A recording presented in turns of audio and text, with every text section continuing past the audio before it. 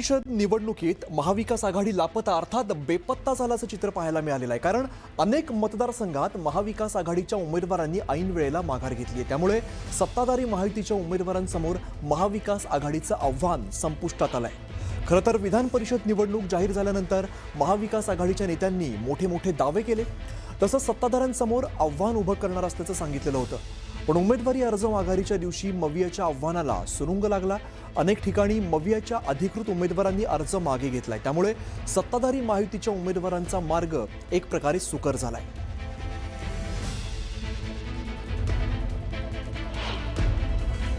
तर आपण ग्राफिक्सच्या माध्यमातून बघूया नेमकं काय काय घडलेलं आहे। विधान परिषदेत मविया जी आहे ती लापता दिसते, कारण ठाण्यामध्ये एनसीपी, आपण बघतोय पुण्यामध्ये एनसीपी शरद पवार गट श्रीकांत पाटलांनी माघार घेतलेली आहे।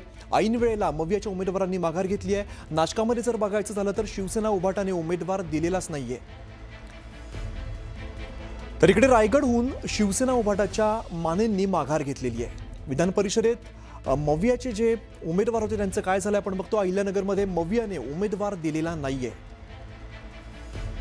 तर सोलापुरात फतेपूरकरांचा अर्ज हा बाद झालेला आहे। तर विधान परिषद निवडणुकीत मविया ही लापता आहे का, दिसत नाहीये का असं बोललं जात आहे। कारण अनेक ठिकाणी मवियाच्या उमेदवारांची ऐन वेळेला माघार झालेली आपण बघितलेली आहे। त्यामुळे बऱ्याच ठिकाणी बिनविरोध ही निवडणूक झालेली आहे। विधान परिषद निवडणुकीत मविया ही लापता झाली आहे। आमच्या प्रतिनिधी प्रणाली कापसे सध्या आपल्यासोबत, आपण थेट त्यांच्याकडे जाऊया आणि माहिती घेऊया। प्रणाली, आपण बघतोय खरं तर मविया एक मोठं आव्हान उभं करेल असं बोललं जात होतं, मात्र प्रत्यक्ष जर आजचा दिवस बघितला तर चित्र काहीसं वेगळं दिसतंय। खरं तर पहिल्याच दिवशी ज्या वेळेला महाविकास आघाडीनं या ठिकाणी निवडणूक लढण्याचा निर्णय घेतला होता, त्याच वेळेला त्यांना हा प्रश्न विचारण्यात आलेला होता की तुमच्याकडे मतं नाही आहेत।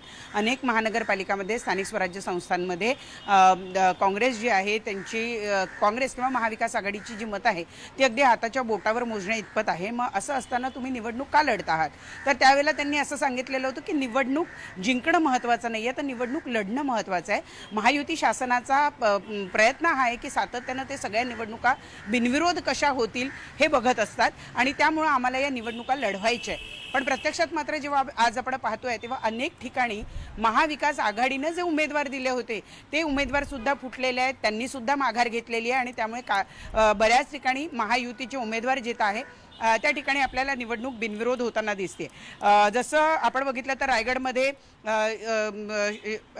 शिवसेना उद्धव बाळासाहेब ठाकरे पक्षाच्या जे उमेदवार होते बाळ माने त्यांनी माघार घेतली, त्यांच्यावर पक्षानं कारवाई केली, हा प्रश्न अलाहिदा राहिला। तरी सुद्धा ठाण्यामध्ये आपण बघितलं तर राष्ट्रवादी शरदचंद्र पवार पक्षानं माघार घेतलेली आहे। पुण्यामध्ये भाजपचाच बंडखोर उमेदवार त्या ठिकाणी होता, त्यानं माघार घेतलेली आहे। पक्षांतर्गत राष्ट्रवादीचा जो उमेदवार होता त्यानं सुद्धा माघार घेतलेली आहे।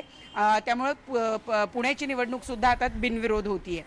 त्याचबरोबर नाशिकमध्ये निवडणूक जी आहे ती सुद्धा जवळपास बिनविरोधच होते असं दिसून येत आहे। सोलापूरमधलं जर आपण बघितलं तर काँग्रेसनं खरं तर या ठिकाणी अर्ज भरलेला होता, पण तिथे सगळं जे नाट्य आपण रंगलं होतं ते बघितलं होतं की स्वतः ज्यानं सूचक म्हणून सही केलेली होती त्यानंच आयत्या वेळेला माघार घेतली, त्यामुळे काँग्रेसच्या उमेदवाराला त्या ठिकाणी माघार घ्यावी लागली। पण तिथे मात्र शरदचंद्र पवार पक्षानं आपला उमेदवार ठेवलेला आहे। दुसरीकडे आपण जर बघितलं तर नागपूरमध्ये लढत होती आहे, नागपूरमध्ये माघार झालेली नाही आहे। सगळ्यात महत्त्वाचं म्हणजे यवतमाळमध्ये सुद्धा काँग्रेसच्या उमेदवारांना माघार घेतलेली आहे। त्यानंतर वर्ध्यामध्ये सुद्धा माघार घेण्यात आलेली आहे, म्हणजे जो गडचिरोलीचा मतदारसंघ आहे त्या ठिकाणी। तर अशा पद्धतीनं अनेक ठिकाणी महाविकास आघाडीचे जे उमेदवार आहे यांनीच माघार घेतलेली आहे, फुटलेले आहेत, किंवा त्यांच्यावर असा आरोप केला जातो की त्यांनी पैसे घेऊन अर्ज माघारी घेतलेले आहे किंवा काही अर्जांमध्ये खोडतोड केलेली आहे। असा सगळा प्रकार जो आहे तो दिसून येतोय आणि त्यातून अनेक ठिकाणी जिथे महायुतीचे उमेदवार चांगल्या स्थितीमध्ये आहे त्या ठिकाणी बिनविरोध निवडणूक होताना आपल्याला बघायला मिळत आहे। त्यामुळे आघाडीची माघार असंच आपल्याला अनेक ठिकाणी बघायला मिळतंय।